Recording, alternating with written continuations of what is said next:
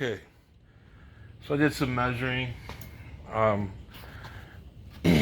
need pretty much, here's the center, obviously, 31 inches from total width, but 15 and a half on each side. So I'm probably gonna cut here and there. Same thing, right about at this, we're at 90s here.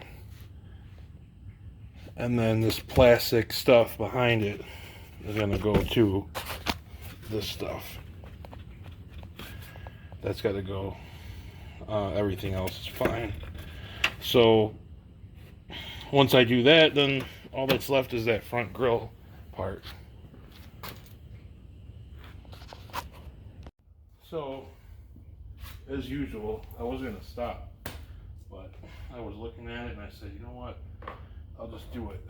So this is the center piece that got cut out.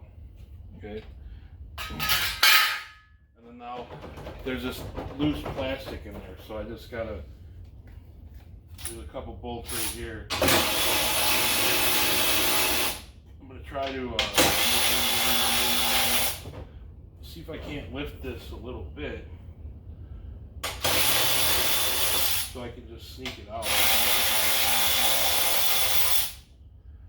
I'm not sure if it'll go or not. Otherwise, I'll probably just cut that bitch. It looks like I might have to force it out.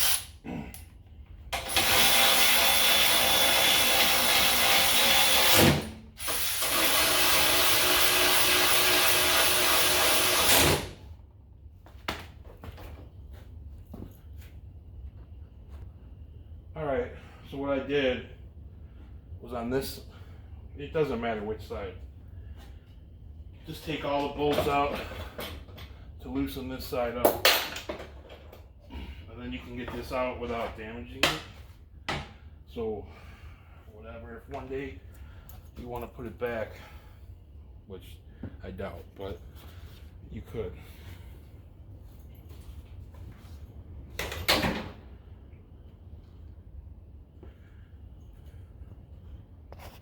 So, I put all the bolts in for sake of making this go faster for showing. So, you got 1, 2, 3, 4, 5, 6, 7, 8, 9 bolts you got to take out so that you could take this off and get that plastic piece out. So now it's just a matter of tightening them all back up.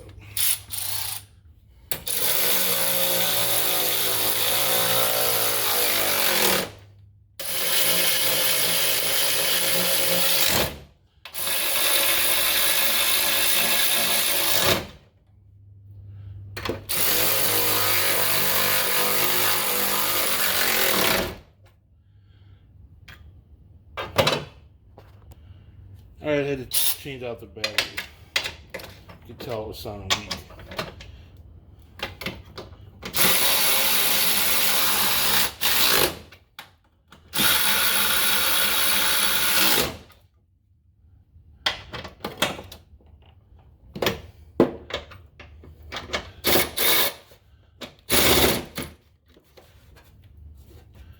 Now these other ones are TRX.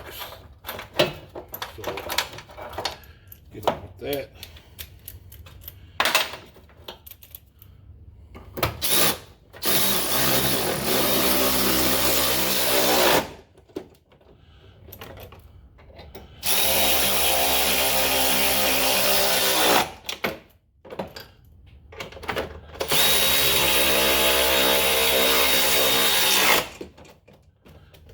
Okay, and then these just snap back in, and that's it.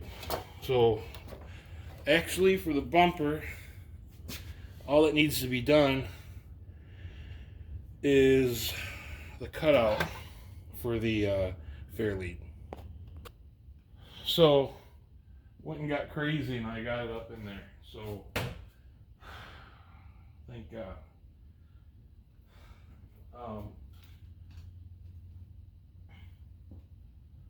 I'm not going to take it back off because it's a little hairy getting it up there. I was afraid it's going to scratch the paint.